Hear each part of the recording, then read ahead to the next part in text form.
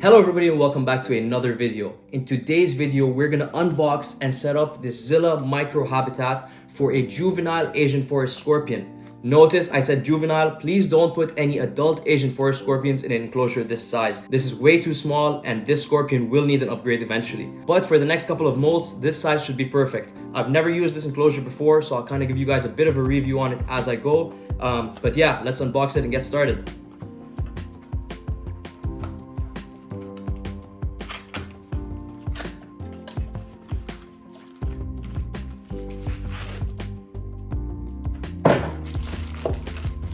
Okay, so it comes in multiple different pieces. I'm gonna have to figure out if I can even put this together. Thankfully, there is a manual. Rubber bands and the base. I will say, I like that there's a base. I have tried some of these knockoff versions from online and they don't come with a base. So whenever you spray it or if the enclosure is a little bit too humid, it does start to leak out of the side. So I do like that it does have a base. But yeah, let's get started building it.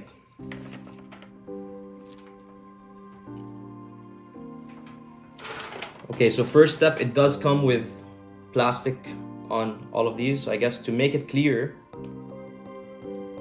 I have no nails. Let's see if we can get this. Oh, there we go. You gotta peel off the plastic. Sweet. Is it on both sides? It is on both sides. So that is step one, and you can see how much clearer it is now too.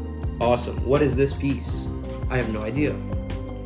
I always do this when I'm filming videos. I just start throwing things on the floor and then I have to clean stuff up after the video, but it's okay. It's worth it for you guys. It should be relatively easy. I think this just sits into that. Yeah. So I don't actually need this. This sits into that. This sits into this.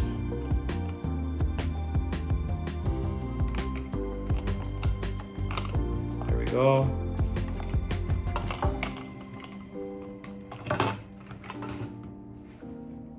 Let's try this again. It essentially all just comes together like a puzzle piece, so this actually shouldn't be that hard. I just struggle sometimes. I guess what I should be doing is putting rubber bands to lock them in place before they go anywhere. So I wonder if you guys can see this. I'll kind of raise it up. You get the rubber band, you put it around this. Now that's not going anywhere. Cool. There we go. That's most of it put together. I could have sworn I had a top for this. There it is. All right. Now we put the rubber bands on everything. So very quickly, just gonna do that. One. Boom. Boom.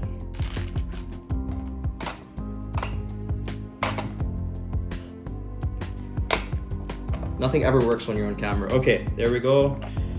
Another one here. We have 1, 2. There we go. Okay, so it's all locked now. As you can see, it's not going anywhere, even if I hold it from one side. And like I said, it does have the base, so even if you spray it down or you're keeping it slightly more humid, the water is gonna fill in here. It's not gonna leak out, which is great because that's a problem I've been having with the knockoffs, as I said earlier. Cool. I think I was actually supposed to put this in before I closed those. Oh, and I forgot to close these off as well. Okay, there's more work to be done, but we kind of have our locking mechanism now. So, ooh, that is how the door opens. And here is the actual lock, which I'll put in a second. I just need to put more rubber bands on this. All right, rubber band, rubber band. More rubber band, whoop, more rubber bands, and more rubber bands. Did I miss any? I have 2 more, but those may just be spare parts. Cool. So that's how it opens. Let's put in the actual lock. Oh, those might be for the lock. Cool, so how does this work now? This goes in here. Down for a second. This goes in here if I don't break it. Please don't break. Woohoo! And then that spins. Look at me go. And that comes in here and it is locked. Boom. So then we put it back down. That's actually, I mean, I don't think a scorpion will get out of this, or a tarantula or anything like that. So this is way more lock proof than you need, but it's pretty convenient. So first you have to pull it out of the hole, and then you spin. And then, if you're smarter than I am, oh, there we go. It opens. Cool. I don't really have anything negative to say yet. I like the base. I like how clear it is. There's enough ventilation. So far, I'm pretty happy with it.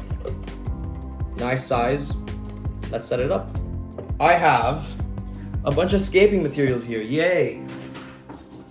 So I have an ABG mix that's already pretty damp because Asian forest scorpions do want it humid. I will obviously continue to spray it, but starting with a already pre-moistened substrate really helps hold the humidity. Substrate does dry out pretty fast. I also have a bunch of cork and a bunch of little sticks and some kind of pods. Not sure what kind of pods, but some kind of pods for the aesthetics.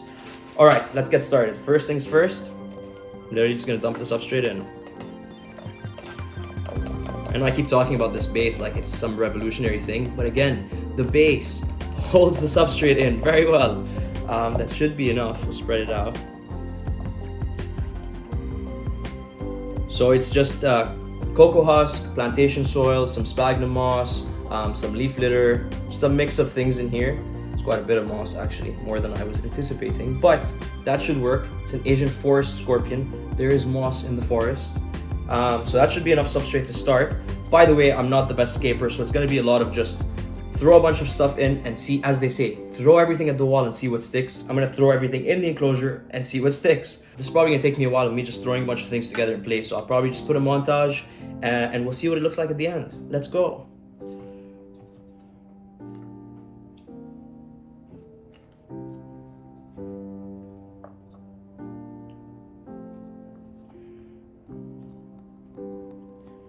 The other thing to consider is I also don't want to overcrowd it with stuff. I don't want it to be so crowded that I never see the scorpion or that he's always hiding under something. So I am going to take everything out and try again because I just overcrowded it for no reason. Told you guys, it's going to take a couple of tries.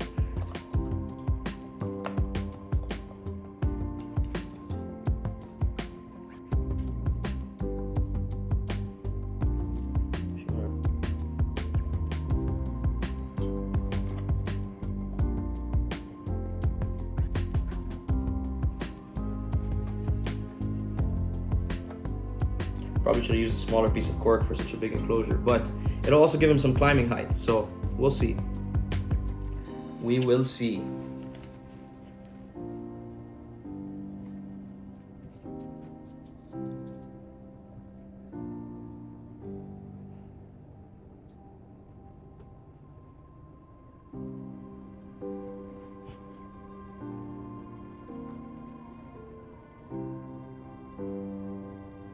Then we're gonna grab some of these seed pods, which again, I don't know what kind of seed pods they are, but that kind.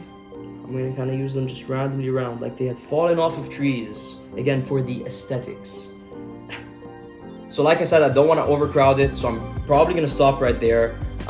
It's very simple, I know, there's not much going on. It's just a couple of pieces of cork, a couple of pieces of wood, and some seed pods, but it is functional. It's exactly what the scorpion will need.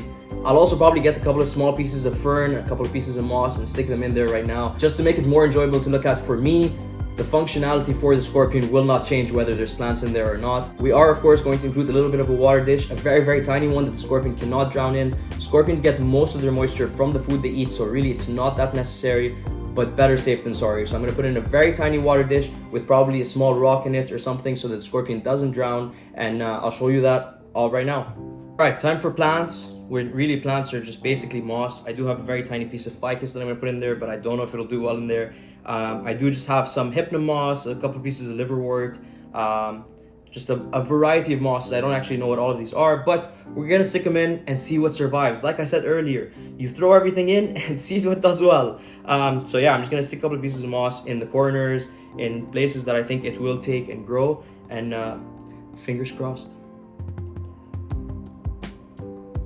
I can probably stick this in with my fingers, but using tongs makes me look more cool.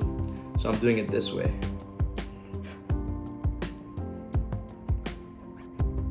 And now for our little piece of ficus, I'm gonna put it running up here. I'm gonna put it running up the piece of cork. Hopefully it takes. We'll definitely need to get a sprayer in here and spray all this afterwards. But I like it, I'm happy with it.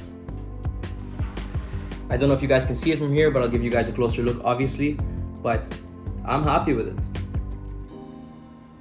Okay, and for the water bowl, I'm gonna use this little tiny bottle cap. As I said earlier, you don't want it to be deep, you don't want it to be too big because you don't want the scorpion to drown. And like I said as well, most likely the scorpion won't need it, won't use it, won't go near it because they do get most of the moisture they need from their food. But better safe than sorry, so I am going to put it in. Just gotta find a place for it. The problem is it is white and very ugly and will stand out like a sore thumb in this setup. But eventually when I find something that works better, I'll replace it and hopefully it'll fit into the setup a little bit better. Try to pop it back here and hide it behind the piece of cork. And that way it's not visible when you're staring at it from the front. Okay, the setup is complete. Time for the fun stuff. Let's rehome the scorpion. Okay, we have our enclosure, we have our scorpion, and we have our little catch cup if we need it, and we have our little paint brushes. I am treating this like I would treat a tarantula. Obviously, they're a lot slower, they don't bolt, and I could probably just scoop it onto my finger and put it into the enclosure, but I'm not gonna do that.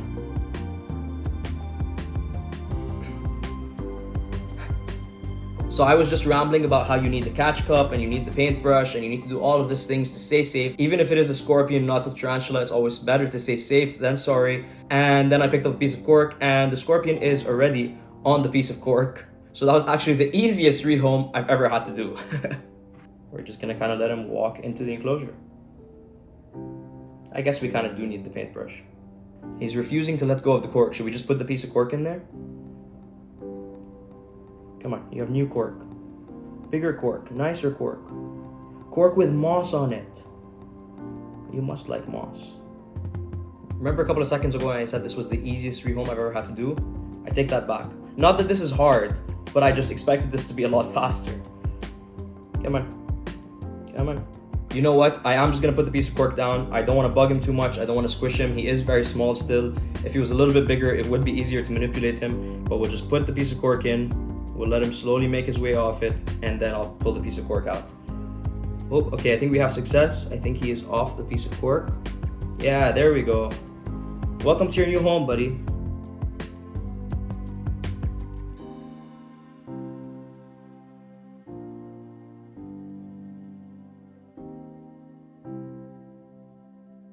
So I will just quickly remind you guys, as you can see, this scorpion is very, very tiny, and this enclosure is quite big for him. I would not put an adult Asian forest scorpion in something this small. They do need the space. This is just a temporary home for a few more molds until this scorpion is big enough for an upgrade into a new home. And there it is, it's finally complete, a juvenile Asian forest scorpion enclosure. And on that note, I am going to wrap up this video. Let me know in the comments below, did you guys enjoy this kind of video? Should we do some more rehousing? I do have some tarantulas. Should we do a rehouse video? Let me know in the comments below. If you enjoyed this video, make sure you like it and subscribe to the channel. Thank you all very much for watching. We will see you on the next one.